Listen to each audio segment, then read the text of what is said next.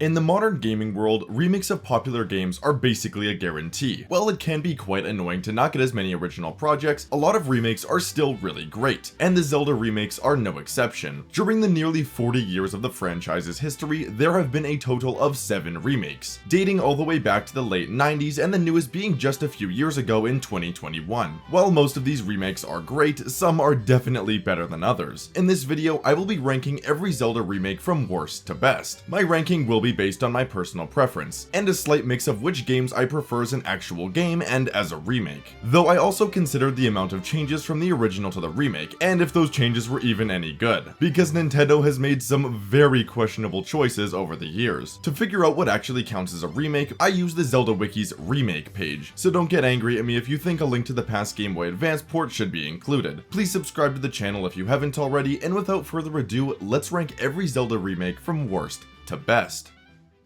I'll quickly preface this list by saying every remake is good. I think they've all made some really great and needed upgrades, though some remakes just didn't make enough changes for my liking. With all that said, my least favorite Zelda remake is pretty easily Link's Awakening DX. Obviously, this is still a great remake, the most obvious upgrade from the original being the addition of, well, color. Obviously, this upgrade is extremely important. Color adds a whole new level to the game's visual design, and Link's Awakening in particular features a very vibrant art style. Honestly, color may be one of the best additions to any remake on this list, since every other game didn't even have to worry about that. Besides color, my favorite addition in this game by far is the brand new Color Dungeon. This is a new dungeon added in Link's Awakening DX, and the name is very fitting, with, you know, color. I always enjoyed this dungeon a lot when replaying the game. While it's quite straightforward, it's still a fun dungeon with some pretty good puzzles, and the reward being either added defense or offense is always nice. There was also a lot of various smaller changes to this remake that I won't get into, and this is the case for a lot of the other remakes. While it is still a great remake, it doesn't have nearly as many changes as the others.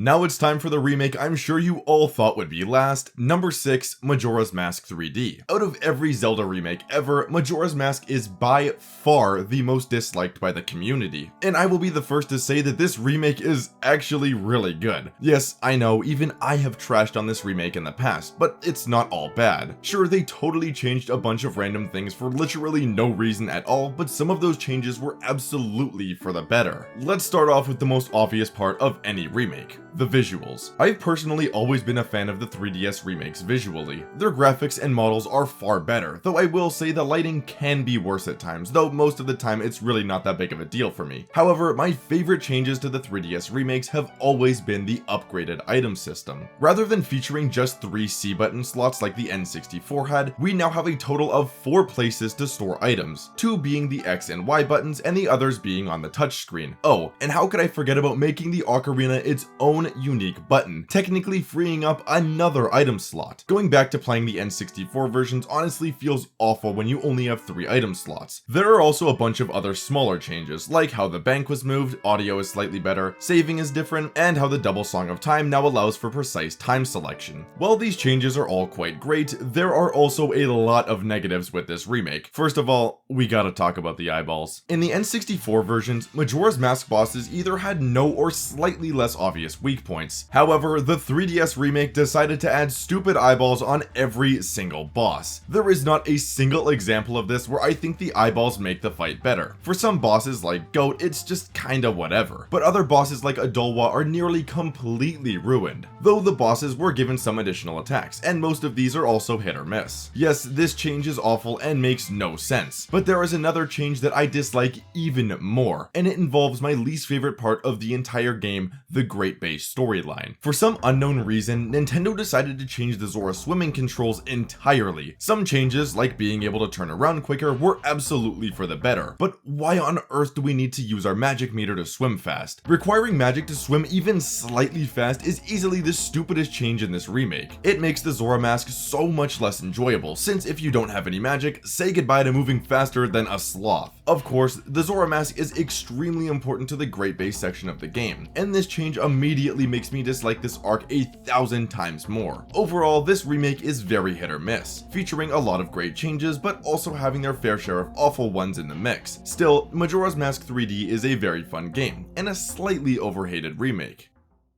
These next two remakes I'm about to cover are honestly on the exact same tier for me, those being Twilight Princess and Skyward Sword HD. Not that I dislike the games, I just think they didn't change enough from the original to make it that interesting. Though honestly, that can sometimes be the best move to make. Both of these remakes feature much better graphics than their originals. While they still look very similar to the base game, it's quite easy to notice the difference. For now, my ranking will go number 5, Skyward Sword HD, and number 4, Twilight Princess HD, though that could totally change in the future. Let's start with Skyward Sword. The biggest change, besides the graphics, is the ability to control Link using a controller rather than motion controls. I'll be honest, I really love Skyward Sword's motion controls, so this has never been an issue for me, though the option is still really nice and can be better for certain parts of the game. Speaking of motion controls, they too were greatly improved in the HD remake, allowing you to reset your gyro aiming with the click of a button, which can really come in handy and saves a ton of time. And also, the motion controls on the Switch are just better in general.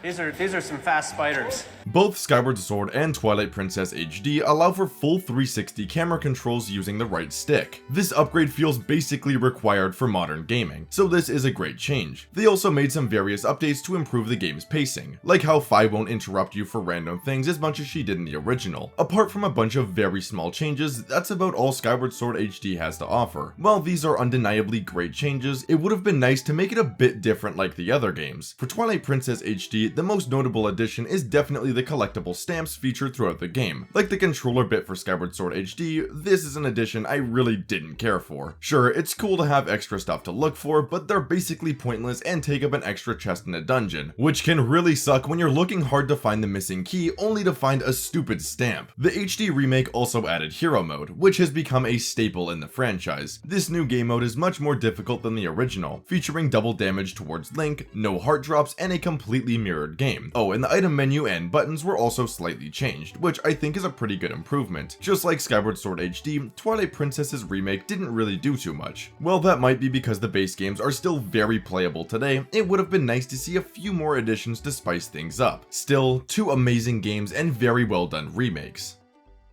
Number 3, Wind Waker HD. While not as similar as the others, Wind Waker's Wii U remake keeps a lot of the core ideas from the original, though it makes a lot of very necessary changes at the same time. By far my favorite addition in Wind Waker HD is the brand new Swift Sail. As the name implies, this is a sail that makes you travel much faster on the water. It also allows you to automatically change the wind direction, not forcing the player to stop every few minutes and play the Ballad of Gales. Obviously, this makes exploring the Great Sea much more enjoyable. The HD remake also slightly improved on the Triforce quest near the end of the game, cutting back on the required Triforce charts. Of course, this is a great change as well, though the quest is still quite annoying nonetheless. Like the other remakes, Wind Waker HD improves the graphics and visuals, though honestly, I could totally understand if you preferred the original look over the newer one. The colors in the original are very vibrant and perfectly fit the stylized world of Wind Waker, though in my opinion, I think I do like the remake's visuals more, but again, they're both great. There are also numerous other changes, like how the Tingle Tuner was replaced with the Tingle Bottle, the item interface is slightly improved, and the soundtrack was remade to sound a bit better on modern hardware. Wind Waker HD is a very good remake. I don't think a single change made in the newer version is bad. At least nothing too important. Due to the greatly improved sailing and overall quality of life, Wind Waker HD is easily the best way to experience Wind Waker, though the original still holds up quite well. These next two remakes, in my eyes, are perfect. Both of these games were improved significantly from their original versions. While one definitely has many more prominent changes compared to the other, they're still equally great and could be changed depending on the mood. But for now, my top two would start with number 2, Ocarina of Time 3D. Ocarina of Time is arguably my favorite game of all time. While I absolutely love and frequently play both versions of this game, the 3DS remake is clearly the best way to experience this title. Like Majora's Mask 3D, Ocarina of Time's remake added a ton of smaller quality of life changes, but they didn't add any stupid eyeballs. A while back, I had talked about how Majora's Mask greatly improved the item system. While both systems are the exact same as each other, Ocarina of Time utilizes this upgrade better, if that makes sense. One of the biggest issues with Ocarina of Time is the iconic water temple. People thought this dungeon was annoying to explore due to constantly needing to pause the game and equip and unequip your boots. Well, the 3DS remake fixes this entirely. entirely. Instead of your boots being an equipable item on the pause screen, they were made into actual items, allowing the player to toggle them on and off with the touch of a button. Speaking of the water temple, they also added colored lines that guide the player towards the water control rooms, greatly cutting back on the backtracking and confusion of this temple. A change I hadn't mentioned before that was implemented in a lot of the Zelda remakes is gyro aiming. This new feature allows the player to aim certain items by tilting the controller, or in this case, the console. This type of aiming, especially on the 3DS titles, feels so much better and quicker than aiming with the controller stick. Mini games like the shooting gallery and certain bosses were made much more enjoyable with this new style of aiming. On top of those major changes, Nintendo also added the usual improved graphics and audio, along with a brand new boss rush mode, which allows you to replay nearly every boss fight in the game. I honestly don't think there is a single genuine issue with this remake. It feels exactly like the original game, but with some very needed quality of life changes. Though if I were to nitpick anything, I would either go after Link's weird running animation, which honestly doesn't matter, or the lighting. I often hear people complaining about the 3DS remakes and their lighting, which can sometimes be a bit too bright. I had mentioned this earlier and claimed how I never really had an issue with it, which is true. Though a moment I found the lighting can actually be worse than the original is during the Ganon boss fight. Not being able to actually see Ganon until the lightning lit up the gray sky is such a cool visual for an intense boss fight. The 3DS remake looks way too bright and ruins the intensity almost completely, though again, this is a very minor issue for me, and doesn't take away from my enjoyment of the game. For being a faithful remake of one of the greatest games of all time, Ocarina of Time 3D is pretty easily my second favorite Zelda remake ever, though there is still one remake that I think is better.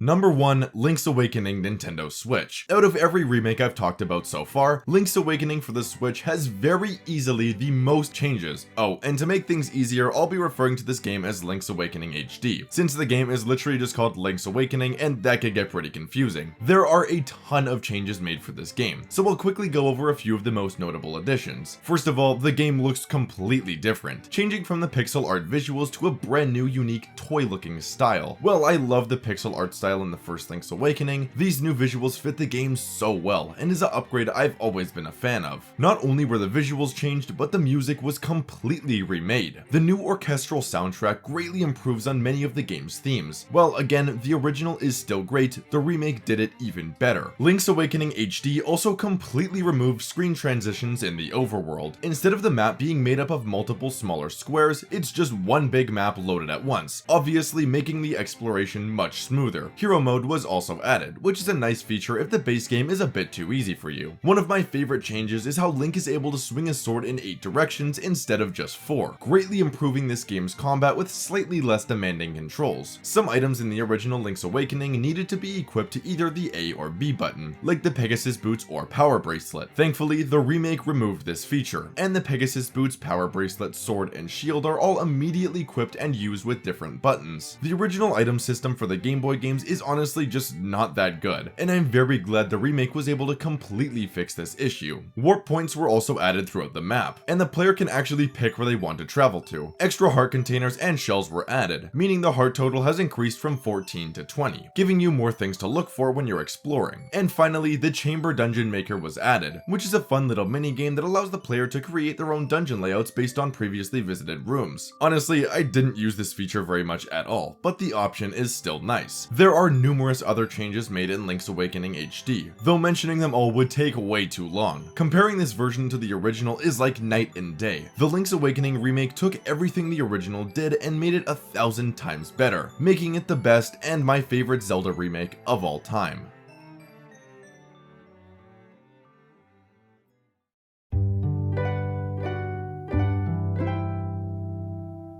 Thank you all so much for watching the video. If you enjoyed it, be sure to leave a like and subscribe for more Zelda content just like this. As I'm sure many of you may already know, I'm currently working on a video where I rank every single Zelda character ever from worst to best. The video features 2,509 characters to talk about, and the runtime should be around 4 to 5 hours long. You won't want to miss it, so keep an eye out for future updates. I hope you could agree with my list, though if you didn't, feel free to comment your favorite and least favorite Zelda remake down below. I'd love to hear from you guys. Thanks again for all the continued support on my channel. It means so much to see you all loving the content. Enjoy the rest of your day, and I'll see you guys in the next one.